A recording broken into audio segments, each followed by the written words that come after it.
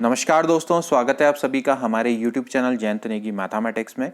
दोस्तों, अगर आप उत्तराखंड एलटी गणित की तैयारी करें तो आप हमारे चैनल को ज्वाइन कर सकते हैं। अगर आप डीएसएसबी पीजीटी मैथ्स की तैयारी करें तो भी आप हमारे चैनल को ज्वाइन कर सकते हैं। अगर आप यूपी टीजीटी पीजीटी मैथ्स की तैयारी करें तो भी आप हमारे चैनल को ज्वाइन कर सकते हैं, क्योंकि दोस्तों इन महत्वपूर्ण एग्जाम्स को ध्यान में रखकर ही हमारे द्वारा लगातार एक महत्वपूर्ण सीरीज चलाई जा रही है, जिसमें हम आपको टॉपिक वाइज एमसीक्यू प्रोवाइड करवाते हैं। दोस्तों, ये एमसीक्यू ऑलरेडी एग्जाम में आ चुके हैं, तो इसलिए दोस्तों ये बहुत इंपॉर्टेंट हो जाता है और इनको सॉल्व किस तरीके से किया जाए हम आपको लगातार बताते रहते हैं और आपको नई नई ट्रिक भी सिखाते रहते हैं। तो दोस्तों, अगर आप हमारे चैनल पर नए हैं तो इसको लाइक शेयर सब्सक्राइब करना ना भूलें, क्योंकि चैनल अभी दोस्तों नया है और इस समय पर आपके शेयर और सब्सक्राइब की इसको सबसे ज़्यादा आवश्यकता है। आप जितना ज़्यादा सहयोग करेंगे दोस्तों, हमें ऊर्जा मिलेगी और हम आपके लिए इस तरह की वीडियो लगातार लेकर आते रहेंगे। तो चलिए वीडियो को स्टार्ट करते हैं।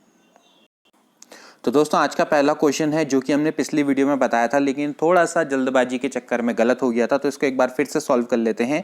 If the middle term of the expansion यानी है एक्स स्क्वायर, आपके पास है एक्स स्क्वायर प्लस 1/x की पावर 2n है। जैसे कि मैंने आपको बताया था दोस्तों, अगर इसमें 2n है पावर में तो उसमें टोटल नंबर ऑफ टर्म होंगे 2n + 1। अब आपको दोस्तों मिडिल टर्म निकालना है, तो मिडिल टर्म इसका दोस्तों हमने कल गलती से n लिख दिया था, ये हो जाएगा 2n + 1 + 1/2, दैट इज n + 1। तो ये इसका दोस्तों मिडिल टर्म है, हमने गलती से nth के लिए निकाल लिया था। तो अब आप इसको इजीली सॉल्व कर सकते हैं। तो इसका मिडिल टर्म दोस्तों क्या है, यहाँ पर जैसे कि हम जानते हैं भाई tr + 1 बराबर होता है ncr a की पावर n - r b की पावर r। पहले तो आप इस फॉर्मूले को ध्यान में रखिए। आपको दोस्तों क्या निकालना है, n + 1th टर्म निकालना है। यहाँ पर आप ध्यान में रखिए कि आपको क्या निकालना है दोस्तों, n + 1। आपका जो टर्म है वो दोस्तों वो कौन सा है, n + 1 है। तो हमने कल गलती से हमने क्या कर दिया था, इसको दोस्तों क्या लिख दिया था, हमने n लिख दिया था। तो यहाँ पर आपको क्या करना पड़ेगा दोस्तों, आपको n + 1, तो n + 1 एक्चुअली क्या हो जाएगा दोस्तों, ये हो जाएगा भाई nc, यहाँ पर है किसकी जगह पे n, और क्योंकि यहाँ पर है ट्वाइस ऑफ n, क्योंकि आपको दिया हुआ है ऊपर है ncr, ncr की जगह पर यहाँ पर आपका होगा ट्वाइस ncr, मतलब यहाँ पर r की जगह पर आप क्या रखेंगे, n रखेंगे। और a आपका क्या है दोस्तों, यहाँ पर आप देख सकते हैं a है आपका x स्क्वायर और b है 1/x। ठीक है, तो अब हम इसको बहुत इजीली सॉल्व कर सकते हैं। a है आपका x स्क्वायर और यहाँ पर n की जगह पर आएगा ट्वाइस n माइनस n, और b की जगह पर आएगा 1/x इंटू n। ठीक है, क्योंकि यहाँ पर आपको दोस्तों r की जगह पर रखना है n।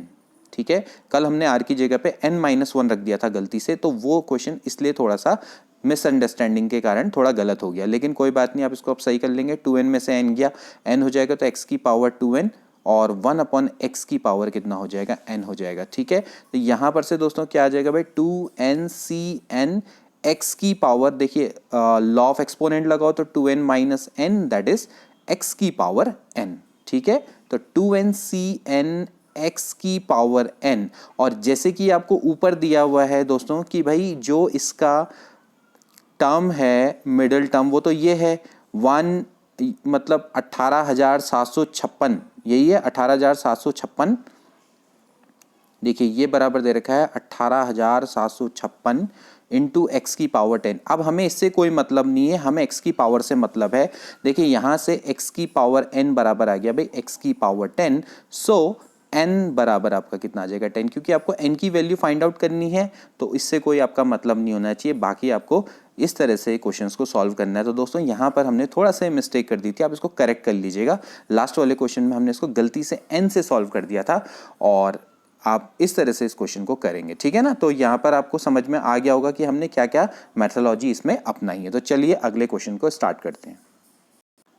इसके बाद नेक्स्ट क्वेश्चन देखिए, if n factorial has 17 0 then what is the value of n। बहुत ही अच्छा क्वेश्चन है दोस्तों, और आप इसको हम जैसे कि आपने पढ़ा होगा फॉर्मूला, जैसे कि हमने आपको याद होगा कि हमें n फैक्टोरियल में, अगर हमें n फैक्टोरियल में जैसे हमें किसी भी नंबर के एक्सपोनेंट निकालने होते हैं, जैसे 2 के एक्सपोनेंट निकालने, यानी 2 की कितनी पावर होगी, तो आपको याद है फॉर्मूला क्या हुआ करता था दोस्तों, हम इसको कैसे निकालते थे, हम इसको ऐसे निकालते थे n/a की पावर k करके निकालते थे। ठीक है ना, जहां पर आपका क्या होता था भाई, k बराबर 1 से लेकर आपका जितने तक भी इसकी पावर जाएगी, n तक भी जा सकता है अगर इसकी वैल्यू होगी, तो जो भी है मतलब इसको आप निकाल लेते थे। ठीक है ना, तो आप इसमें किस तरह से पावर निकालते थे अगर आपको याद हो, तो हम जैसे सपोज करो मुझे 95 फैक्टोरियल में 2 का एक्सपोनेंट निकालना होता, तो मैं कैसे निकालता था दोस्तों, इसको आप कैसे करते थे, जैसे कि आप 95/2, ठीक है, प्लस 95/2 का स्क्वायर, ठीक है, एंड इस तरह से सो ऑन चलता रहता था, ठीक है ना, 95/2 का क्यूब,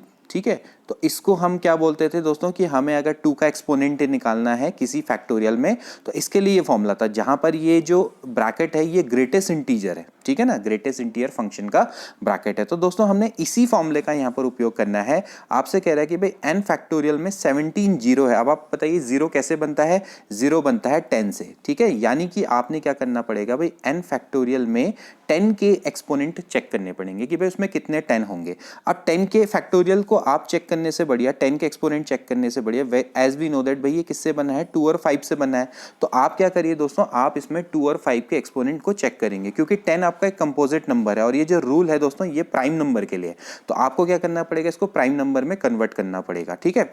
तो आप इसमें 2 के एक्सपोनेंट निकालिए, 5 के एक्सपोनेंट निकालिए, लेकिन एज वी नो दैट कि भैया जो ये 10 है ये आपका 2 और 5 दोनों से बनेगा, ठीक है। तो आपको क्या करना पड़ेगा दोस्तों, आपको 2 के एक्सपोनेंट निकालने पड़ेंगे, 5 के एक्सपोनेंट निकालने पड़ेंगे और फिर इन दोनों में जो मिनिमम होंगे उनको लेना पड़ेगा।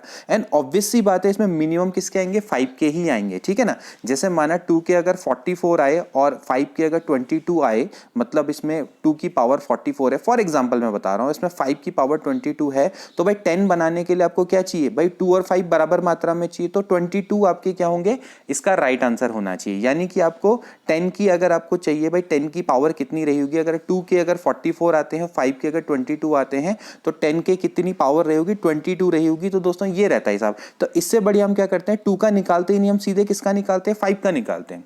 लॉजिक ये कहता है। अदरवाइज आप 2 का निकालिए, उसमें समय वेस्ट होगा, 5 का निकालेंगे उसमें वेस्ट होगा। तो आपने सीधे सीधे क्या करना है, 2 के एक्सपोनेंट निकालने की आवश्यकता नहीं है, सिर्फ आप क्या करिए 5 का एक्सपोनेंट इसमें निकाल दीजिए, आपका आंसर आ जाएगा। अगर 5 का निकालेंगे तो भाई 10 का भी आपको पता लग जाएगा, क्योंकि 5 आपको पता है वो मिनिमम है, वो ऑब्वियसली आना ही आना है। कि भाई आपको पता है कि भाई 2 और 5 का जब आप एक्सपोनेंट निकालने बैठेंगे तो जो मिनिमम होगा आप उसी को लेंगे, क्योंकि जब आप मिनिमम होगा पेयर, क्योंकि आपको 10 बनाने के लिए 2 और 5 के पेयर चाहिए, तो भाई ये तो साफ साफ सी बात है। तो आप क्या करेंगे भाई 10 का निकालने के लिए, आप सिंपली क्या करिए, जो n फैक्टोरियल में अगर आपको 17 जीरो पता करने हैं, तो आप बस क्या करिए, इनमें 5 के एक्सपोनेंट देखिए कि कितने आते हैं। तो भाई सबसे पहला आपका क्या है, एग्जाम्पल है 95। तो अगर मैं चेक करूं 95 फैक्टोरियल, तो 95 फैक्टोरियल में 5 के कितने एक्सपोनेंट होंगे, आपको ये चेक करना है, ठीक है। तो यहां से सबसे पहले जो मैंने रूल बताया क्या होगा भाई, 95/5 की पावर 1। फिर अगला क्या होगा, 95/5 की पावर 2, ठीक है। और 95/5 की पावर 3 हो सकता है, नहीं हो सकता, क्योंकि 5 की पावर 3 क्या हो जाएगा, 95 से बड़ा हो जाएगा, तो ये तो नहीं होगा। बस यहां तक सही है।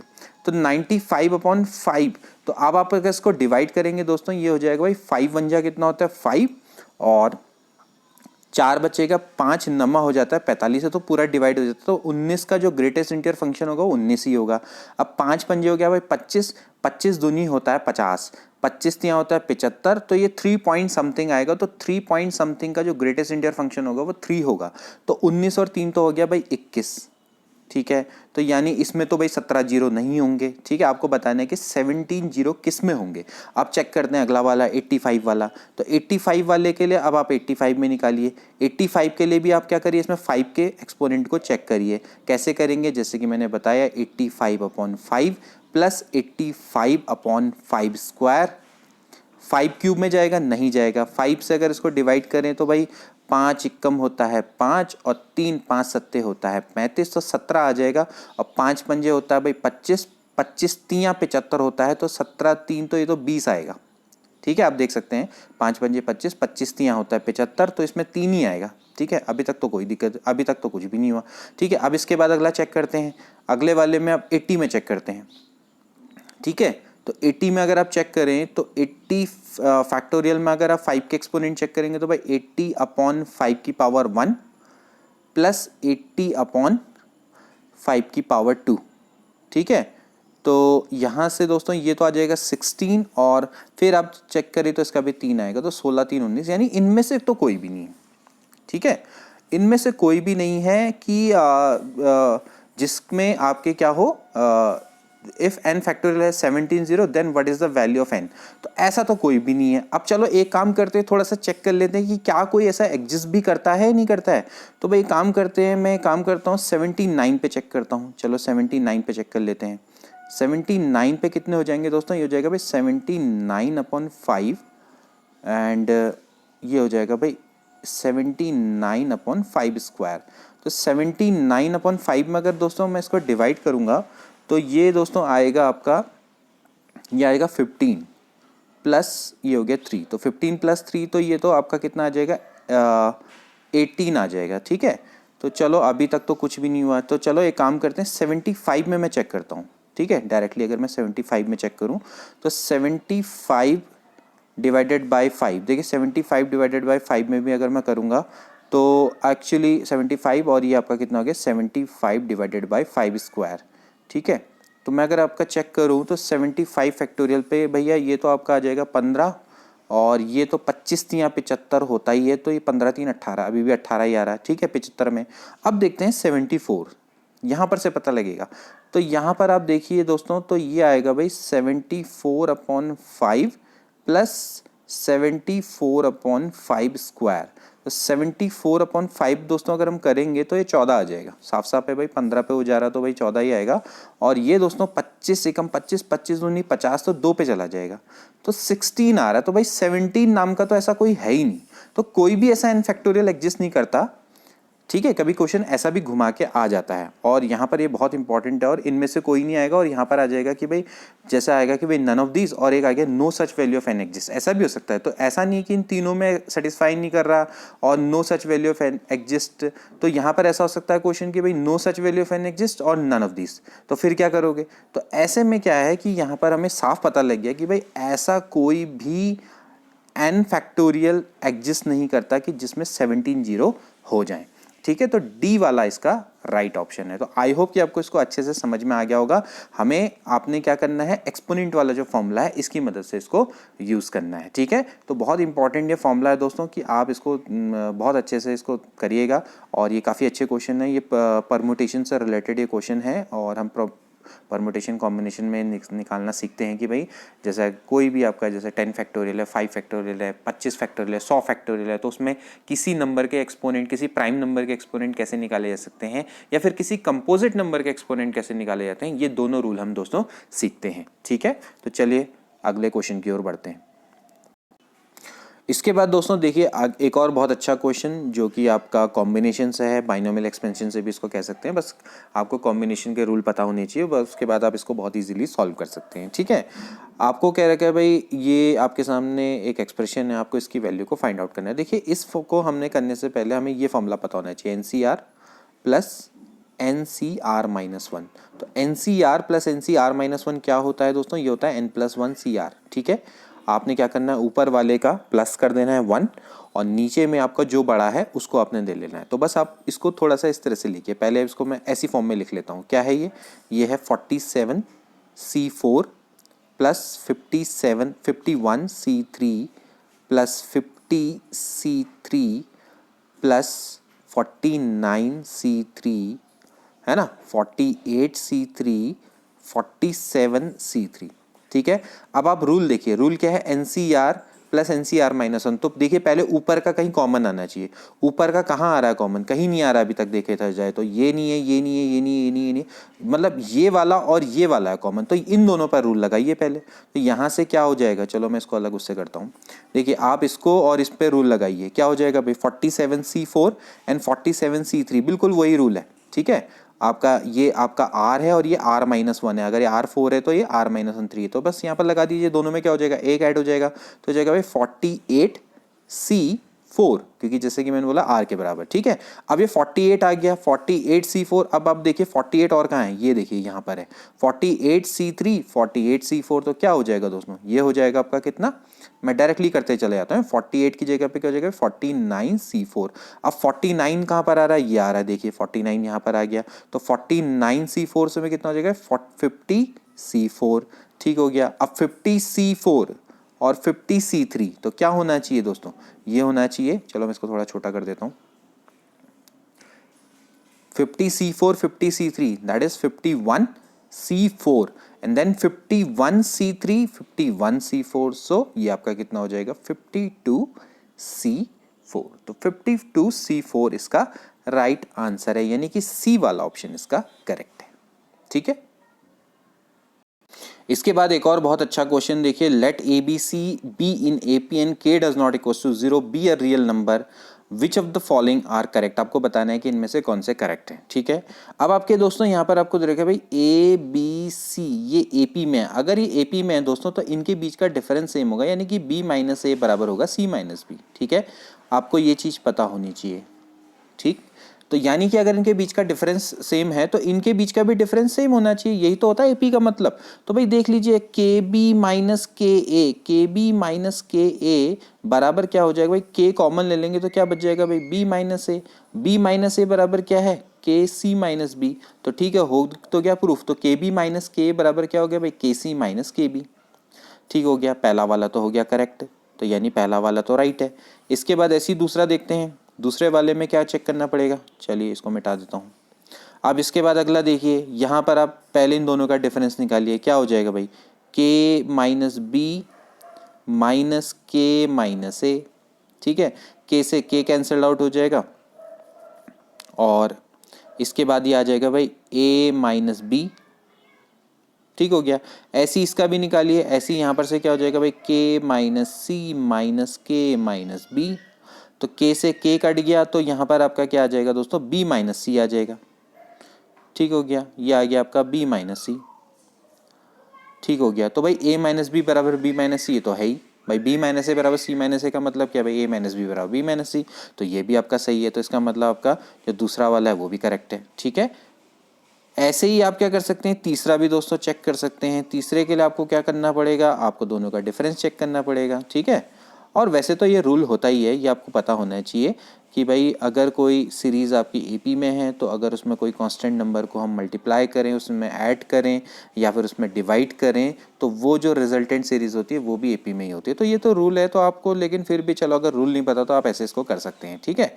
ये आप चेक करिए, देखिए यहाँ से क्या आ जाएगा 1/a कॉमन आ जाएगा, b माइनस ए बच जाएगा, as we know that b minus a बराबर c माइनस बी। तो यहाँ पर आ जाएगा भाई c माइनस बी, तो भाई c अपॉन के बराबर b माइनस बी अपॉन के, यही तो है c अपॉन के, तो यही तो है, ठीक। ये भी हो गया, तो बस इसका मतलब तीसरा वाला भी आपका करेक्ट है, तो all three statements are right. इसके बाद नेक्स्ट क्वेश्चन है how many 2 digit numbers are divisible by 4। आपको बताना है कि 2 डिजिट नंबर जो कि डिविजिबल बाय 4 है। तो पहले आप निकाल लीजिए भाई कितने 2 डिजिट नंबर होते हैं। आप बॉक्स मेथड को अपना सकते हैं। कैसे निकालते हैं 2 डिजिट नंबर, जैसे आपकी टोटल डिजिट कितनी होती है 10 होती है, तो पहला वाला बॉक्स 9 ले सकता है, अगला वाला बॉक्स 10 ले सकता है। तो टोटल 2 डिजिट नंबर दोस्तों कितने आ जाएंगे 9 इंटू 10 दैट इज 90। तो 90 दोस्तों आपके क्या है 2 डिजिट नंबर्स हैं, ओके। अब स्टार्ट कहाँ से होते हैं 10 से खत्म होते हैं 99 पे। तो आपको क्या तरीका होता है दोस्तों कि आपने 4 के डिविजिबल है तो आप इसको क्या कर लेंगे सिंपली 4 से डिवाइड कर दीजिए, और जो 4 से डिवाइड करके जो आता है आप उसका क्या ले लेंगे ग्रेटेस्ट इंटीजर फंक्शन ले लेंगे। यही दोस्तों तरीका होता है, ठीक है। तो यहाँ से ये हो जाएगा भाई 90 डिवाइडेड बाई 4, तो 90 डिवाइडेड 4 का आप ग्रेटेस्ट इंटीजर फंक्शन ले लीजिए, ठीक है। तो ये आएगा आपका दोस्तों 45 डिवाइडेड बाई 2, तो ये 22 पॉइंट समथिंग आएगा। तो 22 इसका ग्रेटेस्ट इंटीजर फंक्शन आएगा, तो 22 is a right answer, okay. इस तरह से दोस्तों हम इसको निकालते हैं। तो आपने तरीका क्या होगा कि पहले आप टोटल नंबर ऑफ जो 2 डिजिट नंबर्स है या 3 डिजिट नंबर्स हैं पहले आप वो निकालिए जो आपको दिया हुआ है, और उसके लिए आपको पता है box method, famous box method का आप यूज़ कर सकते हैं। और उसके बाद आप क्या कर लीजिए जो भी आपके जितने भी नंबर आते हैं उसको आप क्या कर लीजिए सिंपली उस नंबर से डिवाइड कर दीजिए और फिर आप उसका ग्रेटेस्ट इंटीजर फंक्शन ले लीजिए, ठीक है ना।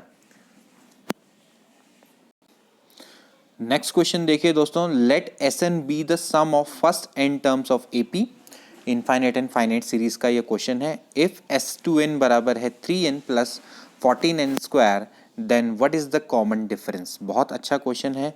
आपको कॉमन डिफरेंस निकालना है। पहले आपको सम दे रखा है ऑफ 2n टर्म्स का, तो सम आपको 2n टर्म्स का दे रखा है भाई 3n प्लस 14n स्क्वायर, ठीक हो गया। लेकिन दोस्तों हमें चाहिए Sn, क्योंकि S2n दे रखा, तो आपने कुछ नहीं करना है, n को किससे रिप्लेस कर देंगे n/2 से कर देते हैं रिप्लेस। तो यहाँ पर दोस्तों क्या है n/2 से रिप्लेस हो जाएगा तो क्या बन जाएगा n बन जाएगा, ठीक है। आपने n की जगह पे क्या रख देना n/2, तो यहाँ पर हो जाएगा दोस्तों 3n/2 प्लस 14, ये हो जाएगा भाई n स्क्वायर बाई 4, क्योंकि आप n की जगह पे n/2 रख देंगे, ठीक है। तो भाई Sn बराबर हो जाएगा 3n/2 plus that is 7/2n²। Okay, अब आप एक एक करके वैल्यू को फाइंड आउट कर सकते हैं क्योंकि आपको सम पता है। तो भाई Sn का मतलब क्या होता है कि पहले n टर्म का सम, तो पहले S1 निकालेंगे यानी पहले टर्म का सम, तो पहला टर्म का सम एक्चुअली पहला टर्म ही हुआ। तो यहाँ पर हो जाएगा भाई 3/2, n की जगह पे आप 1 रख देंगे, plus 7/2 that is 10/2, this is 5। तो ये तो दोस्तों आपका आ गया पहला टर्म। ठीक है, इसके बाद आप क्या करिए, दूसरा टर्म निकाल सकते हैं। दूसरा टर्म निकालने के लिए आपको यहाँ पर से S2 निकालना पड़ेगा।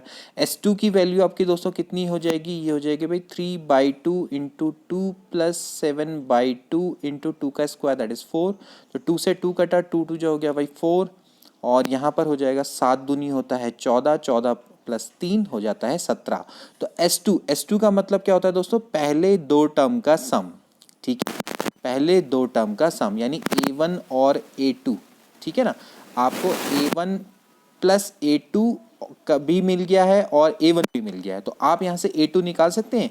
A2 क्या हो जाएगा दोस्तों, ये हो जाएगा S2 में से अगर आप S1 को माइनस कर देंगे, आप इसमें से इसको माइनस कर देंगे, तो दोस्तों आपको क्या मिल जाएगा, A1 से A1 कैंसिल आउट हो जाएगा, आपको क्या मिल जाएगा, A2 मिल जाएगा। ठीक है ना, तो ये बराबर होगा A2 के, और A2 यानी कितना हो जाएगा भाई 17 में से 5, ये आपका कितना होता है 12।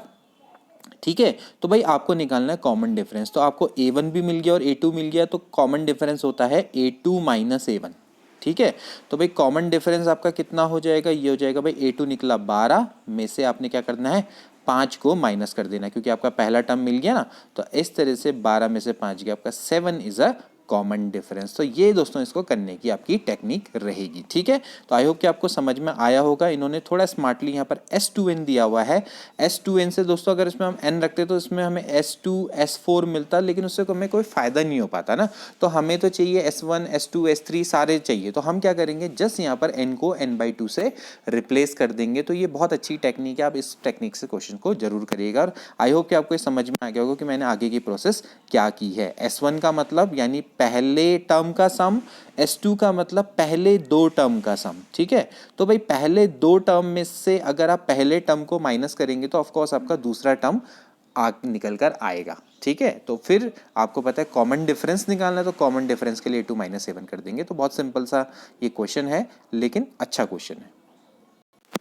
नेक्स्ट क्वेश्चन फिर से फाइनाइट एंड इनफाइनाइट सीक्वेंस का है। If third, 8th and 13 term of GP are PQ and R respectively, then which of the following is correct.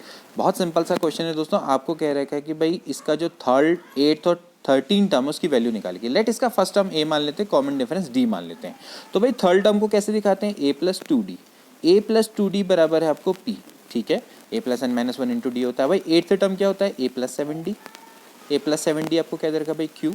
ठीक है, और फिर इसके बाद आपको दे रखा भाई 13 टर्म का मतलब है A+12D बराबर आपको दे रखा R 1 2 3। ठीक है, तो यहाँ पर दोस्तों आप स्मार्टली देख सकते हैं, इन चारों ऑप्शन में से आप निकाल सकते हैं। आप देख सकते हैं भाई प्रोडक्ट तो पॉसिबल नहीं है, आप एडिशन में ही चाहिए। एडिशन ही बहुत इजी होता है, क्योंकि आप प्रोडक्ट करेंगे तो भाई ये पॉसिबल नहीं लगता कि ऐसा आ पाएगा। तो आप देख लीजिए, अगर मैं पहले और तीसरे को ऐड करूँ तो यहाँ पर आ जाएगा दोस्तों twice of A plus 14D बराबर आ जाएगा भाई P+R। आप देख सकते हैं, आप पहले और तीसरे को ऐड करिए। ठीक है, और इसके बाद आप क्या करिए, दूसरे को मल्टीप्लाई करिए, दूसरे को 2 से मल्टीप्लाई करिए, तो ये आ जाएगा भाई 2A प्लस ये भी आ जाएगा 14D बराबर आ जाएगा ट्वाइस ऑफ Q। ठीक है, तो आपने करना क्या है, पहले और तीसरे को ऐड करना है और बीच वाले को 2 से मल्टीप्लाई करना है, तो दोनों की वैल्यू बराबर आ जाएगी। तो यहाँ से आपका कितना आ गया, P+R बराबर ट्वाइस ऑफ Q। तो कितना सिंपल ये क्वेश्चन है। ठीक है, तो यहाँ पर से डी वाला ऑप्शन इसका करेक्ट है। ठीक है, आप इसको मल्टीप्लाई करते हैं तो मल्टीप्लाई करके इस तरह का रिजल्ट आना तो बिल्कुल पॉसिबल नहीं है, आपको खुद ही पता लग जाएगा। इसमें कहीं ना कहीं कुछ ऐड और सब्ट्रैक्ट वाला ही रूल चलता है ज़्यादातर, और आप इसको इसी तरह से करते हैं। ठीक है, अगर ये जीपी होता, जीपी में होते तब हम प्रोडक्ट वाला कर सकते हैं, तब हम प्रोडक्ट के बारे में सोच सकते हैं। लेकिन जब भी एपी आता है तो वहाँ पर आपके एडिशन वाले ही रिजल्ट निकल कर आते हैं ज़्यादातर, ये आप ध्यान में रखना, मोस्टली एडिशन वाले रिजल्ट ही होते हैं। इसके बाद अगला क्वेश्चन देखिए, what is the solution of x less than equals to 4, y greater than equals to 0 and x less than equals to -4 and y less than equals to 0। बहुत अच्छा क्वेश्चन है, आप इसको कैसे करेंगे देखिए, x less than equals to 4 है और y greater than equals to 0। इसका मतलब क्या समझते हैं, इसका मतलब ये सोचते हैं दोस्तों -∞ से लेके 4। है ना भाई। लेस देन इक्वल टू 4 का मतलब है कि आप 4 और 4 से लेस की वैल्यू को सभी लेगा, तो माइनस इन्फिनिटी से लेके 4 तक जाएगा। कैसा इंटरवल आएगा? ऑफ कोर्स ये आएगा आपका यहाँ पर आएगा क्लोज, लेकिन इनफाइनाइट में हमेशा क्या आता है? ओपन आता है, ठीक है। अब ग्रेटर देन इक्वल टू 0 का मतलब ये है कि 0 और 0 से बड़ी वैल्यू, तो ये भी कहाँ तक जाएगा? इनफाइनाइट तक जाएगा, ठीक है। एक तो आपका रिजल्ट ये है। दूसरा आपका क्या रिजल्ट है कि भाई x less than equal to -4 है और y आपका लेस देन इक्वल टू 0। तो इसको कैसे करेंगे रिप्रेजेंट? देखिए, लेस देन इक्वल टू 4 का मतलब, -4 का मतलब है भाई -4 और उससे छोटा, ठीक है। और यहाँ पर दोस्तों क्या होगा आपका भाई? 0 और 0 से छोटा, तो यानी कि ये आएगा आपका माइनस इनफाइनाइट से लेके 0, ठीक है। अब जब इनका सॉल्यूशन निकालने की बात आती है दोस्तों, हम क्या करते हैं? इनका इंटरसेक्शन देखते हैं। इंटरसेक्शन का मतलब यह है कि ये अगर a है और ये अगर b है, तो इनका जो रिजल्ट होगा वो क्या होगा? a इंटरसेक्शन b होगा, जो दोनों में कॉमन होगा, ठीक है। तो आप यहाँ पर से देख सकते हैं दोस्तों कि जो दोनों में कॉमन है, आप यहाँ पर देखिए पहले वाले को देखिए। पहला वाला क्या है? माइनस इन्फिनिटी से लेके 4 और ये माइनस इन्फिनिटी से लेके -4, तो एक्चुअली ये वाला पार्ट इसी के अंदर है। तो इनमें जो कॉमन आएगा वो दोस्तों क्या निकल कर आएगा? वो ये निकल कर आएगा, ठीक है भाई। 4 से लेस पूरा इन्फिनिटी तक, -4 से लेके लेस पूरा इन्फिनिटी तक, तो इसमें ये वाला इंक्लूड है, ठीक है। अब आप अगर इनमें देखिए कॉमन, तो इसमें दोस्तों ये है 0 से आगे इन्फिनिटी और ये 0 से पीछे इन्फिनिटी, लेकिन 0 दोनों में इंक्लूड है, तो इसका सॉल्यूशन क्या है दोस्तों? वो है 0, ठीक है। इसमें बस 0 इंक्लूड है। तो भाई क्या आएगा भाई सॉल्यूशन? सॉल्यूशन अगर देखा जाए तो दोस्तों वो आएगा आपका x इज आपका क्या आएगा? लेस देन इक्वल टू -4, क्योंकि -4, और y बराबर क्या आ जाएगा? 0। तो ये दोस्तों इसका सॉल्यूशन है। सॉल्यूशन का मतलब समझ रहे हैं ना, कि अगर आपके सामने दो कभी भी सॉल्यूशन आए या दो से ज़्यादा सॉल्यूशन आए, तो हम जब कॉमन सॉल्यूशन की बात करते हैं तो कॉमन सॉल्यूशन कैसे निकाला जाता है? हम क्या करते हैं? सारे सॉल्यूशन का इंटरसेक्शन कर देते हैं, ठीक है ना। इंटरसेक्शन का मतलब ही यही होता है दोस्तों कि वो एक कॉमन सॉल्यूशन जो सभी को सेटिस्फाई करता है, ठीक है। तो यहाँ पर भी हम यही करेंगे, यहाँ पर भी हम क्या करेंगे? इंटरसेक्शन फाइंड आउट करेंगे। तो इंटरसेक्शन जब हम फाइंड आउट करेंगे तो उससे दोस्तों हमारी ये वैल्यू फाइंड आउट हो जाएगी। तो सी वाला ऑप्शन इसका बिल्कुल करेक्ट है। वैसे बहुत ईजी क्वेश्चन है, बहुत जल्दी हम इसको कर सकते हैं। एक बार आपके समझ में आ जाए उसके बाद तो बस आप देखते ही इन क्वेश्चंस को सॉल्व कर सकते हैं, लेकिन उसके लिए पहले अपना बेसिक बहुत अच्छे से बना लीजिए। तो इस तरह से आप कभी भी अगर आपको कन्फ्यूजन होता है तो आप इस तरह से बनाइए और इस तरह से सॉल्व कर दिए, या फिर आप एक काम कर सकते हैं, नंबर लाइन का भी उपयोग कर सकते हैं। देखिए अगर मैं आपको नंबर लाइन बना के दिखाऊं, चलो मैं आपको नंबर लाइन में बताता हूं। नंबर लाइन में भी दोस्तों आप इसको बना सकते हैं। ये है, ये आपका 0 है।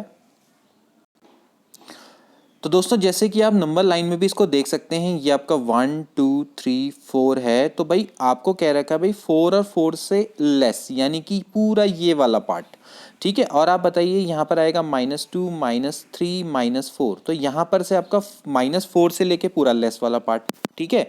तो भाई आप बताइए इनमें से आपको कौन सा कॉमन दिखता है? ऑफकोर्स ये वाला पार्ट इसी के अंदर है ना, तो कोई दिक्कत नहीं है। तो यहाँ पर से इसका सॉल्यूशन आ जाएगा भाई x is less than equal to -4। अब y वाला जो सॉल्यूशन है, y वाला जो सॉल्यूशन है वो पहला बोलता है कि भाई 0 से लेके इन्फिनिटी, और ये बोलता है भाई 0 से लेके -इन्फिनिटी। तो इनमें कॉमन कौन सा? सिर्फ 0 वाला पॉइंट है। तो ऐसे भी दोस्तों आप इसको निकाल सकते हैं नंबर लाइन की मदद से। Next question, if x log 7 base x is greater than 7 where x is greater than 0 then which of the following is correct। बहुत अच्छा क्वेश्चन है और दोस्तों लॉगरिथम पर भी बेस्ड है और साथ में इनइक्वालिटी पर भी बेस्ड है। तो देखिए इस क्वेश्चन को हम कैसे करेंगे। log 7 base x is greater than आपको 7 दे रखा है, ठीक है, और जहाँ पर x की वैल्यू है greater than 0, ठीक है। तो आप एक काम करिए दोस्तों, इसमें हम थोड़ा सब्स्टिट्यूशन कर लेते हैं, थोड़ा हमें इजी पड़ेगा। लॉग लेट एक्स बेस यानी कि 7 बेस एक्स बराबर मैं कुछ मान लेता हूँ, लेट मैं ए मान लेता हूँ, ठीक है। तो यहाँ से दोस्तों क्या हो जाएगा भाई, आप जानते हैं लॉग, अगर लॉग ए बेस, या चलो इसको छोड़ो, लॉग एक्स बराबर अगर m है तो हम क्या लिखते हैं दोस्तों? x बराबर e की पावर m लिखते हैं, है ना, क्योंकि हमारे बेस में क्या रहता है। तो यहाँ पर दोस्तों हम इसी टेक्निक का उपयोग करेंगे भाई। x बराबर है e की पावर m, ठीक है, यहाँ पर e होता है बेस में। तो भाई x बराबर आपका कितना हो जाएगा? 7 की पावर a हो जाएगा, ठीक है। लॉगरिथम का तो मतलब ही यही होता है ना कि भाई इसका log 7 बेस x का मतलब ये है कि भाई 7 को कितनी पावर करें कि वो x बन जाए, ठीक। तो यहाँ पर आपने x की जगह पे 7 की पावर a रखना है। तो देखिए क्या हो जाएगा, x की जगह पर रखेंगे 7 की पावर a और log 7 बेस x को तो हमने a माना है, ठीक है, इज ग्रेटर देन 7 हो जाएगा। ठीक है, आपको स्टेप आई होप समझ में आ गया। x की जगह पर हम रखेंगे 7 की पावर a और log 7 बेस x की जगह पर हमने रखना है a रखना है। ठीक है, तो यहां से दोस्तों ये हो जाएगा भाई 7 की power a square is greater than 7। इसको मैं 7 की पावर 1 लिख देता हूं। तो इसका मतलब यह है दोस्तों कि भाई जो a स्क्वायर है वो आपका दोस्तों क्या है, ग्रेटर देन 1 है। ठीक है, तो अगर x a square greater than 1 है तो भाई a square minus 1 should be greater than 0। So इसको मैं लिख सकता हूं a plus 1 into a minus 1 should be greater than 0। ठीक है, तो यहां से दोस्तों क्या हो जाएगा, यहां से अगर आप नंबर लाइन खींचें तो ये है 1, ये है -1, तो ये वाला होगा आपका पॉजिटिव, ये होगा नेगेटिव, ये होगा आपका positive. So what we need positive sign, क्योंकि यहाँ पर पॉजिटिव है तो ये होना चाहिए भाई a should be greater than 1 and a should be less than -1। ठीक है, तो यानी कि a को हमने क्या माना है दोस्तों, हमने a को माना है log 7 बेस x। ठीक है, log 7 base x is greater than 1 या फिर और log 7 base x is less then -1। ठीक है, तो यहां से दोस्तों क्या होगा, यहां से एक बार हम इसको चेक कर लेते हैं। ठीक है, तो यहां से दोस्तों क्या हो जाएगा आपका, ये हो जाएगा भाई जैसे कि मैंने आपको बताया इसकी वैल्यू क्या होगी, x इज ग्रेटर देन 7 की पावर 1। ठीक है, और x इज लेस देन 7 की पावर -1, क्योंकि 7 इधर जाएगा ना, जो हमारी लॉग की डेफिनेशन है। तो भाई इससे ये हो जाएगा भाई 7 से लेकर इनफाइनाइट जाएगा भाई 1/7 से लेकर पीछे की ओर। अब लेकिन आपको साथ में दोस्तों x इज ग्रेटर देन 0 दे रखा है, ये भी आपने ध्यान में रखना है कि भाई x की वैल्यू आपको क्या दे रखी है, 0 से बड़ी दे रखी है यहाँ पर, तो ये पॉइंट को भी ध्यान में रखना है। तो भाई 1/7 से जब लेस में जाएगा तो सिर्फ कहाँ तक जाएगा, 0 तक जाएगा। ठीक, तो आंसर क्या हो जाएगा, 0 से लेके 1/7 यूनियन 7 से लेके इनफाइनाइट इसका राइट आंसर होगा। तो देखा जाए तो कौन सा वाला ऑप्शन इसका सही बैठता है दोस्तों, यानी कि सी वाला ऑप्शन इसका करेक्ट है। ठीक है, 7 से लेकर ये कहाँ तक जाएगा, इनफाइनाइट तक जाएगा ऑफ कोर्स, और 0 से लेके 1/7 तक जाएगा, क्योंकि यहाँ पर एक कंडीशन है कि x इज लेस देन 0, तो ऐसा नहीं कि भाई माइनस इनफाइनाइट तक लेके। ठीक है, तो ये हो जाएगा 0 से लेके 1/7। तो आई होप कि आपको एक क्वेश्चन समझ में आया होगा। बहुत अच्छा क्वेश्चन है, अच्छे लेवल का क्वेश्चन है और एग्जाम में आते भी हैं और बहुत ईजिली आप इसको सॉल्व कर सकते हैं। नेक्स्ट क्वेश्चन, लेट एस आपके पास एक सेट दिया हुआ है, what is the maximum number of subset does S have.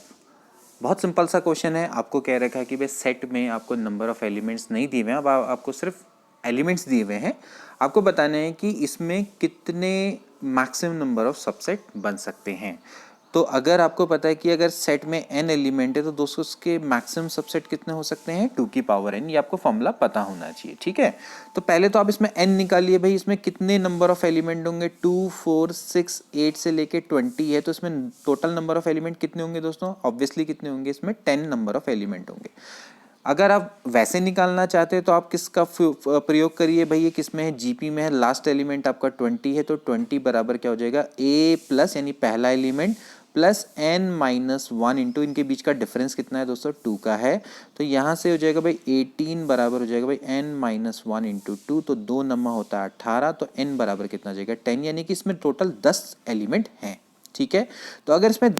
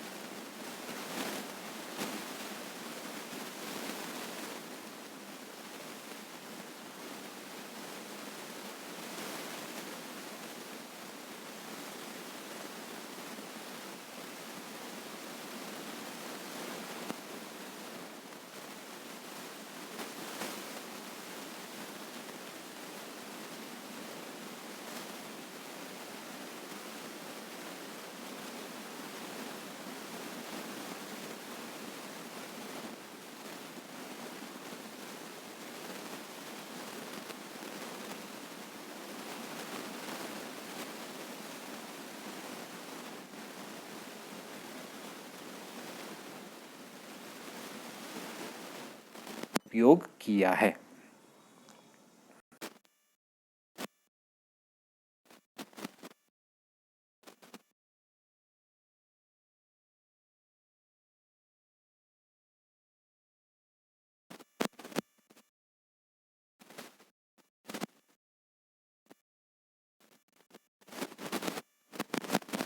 Decimal number system को यूज़ करते हैं क्योंकि उसमें 10 डिजिट होती है। अब जब आप जब आप बाइनरी से डेसिमल में कन्वर्ट करते हैं तो आप कैसे करते हैं दोस्तों? सबसे पहले तो आप इसको प्रॉपर फॉर्म में लिख लीजिए, क्योंकि आपको C is greater than D दे रखा है, तो ऑफकोर्स C क्या रहा होगा, 1 रहा होगा, और D क्या रहा होगा, 0 रहा होगा। ठीक है, तो आप इसको देखिए, यहाँ पर है C देखिए, अगर आप इसकी जगह पर C की जगह पर आपने क्या रखना है, 1 पहले रखिए, 1, ये कितना है, D है 0, फिर है 1 1, देन 0 0, ठीक है, फिर यहाँ पर C की जगह पे 1 1 1 एंड 0 0 0। ठीक है, तो आप इसको किस में कन्वर्ट करना है आपने दोस्तों, इसको डेसिमल में कन्वर्ट करना है। तो डेसिमल में कन्वर्ट करने के लिए हम कैसे करते हैं भाई, ऐसे करते हैं, जैसे यहाँ से स्टार्ट करते हैं 2 की पावर 0, 2 की पावर 1 2 3 4 करके, ऐसे करके मल्टीप्लाई करते हुए चले जाते हैं। ठीक है, अब पहले आप क्या लिखेंगे, कैसे करेंगे भाई, 0 इंटू 2 की पावर 0 प्लस अगला कितना होगा, 0 इंटू 2 की पावर 1।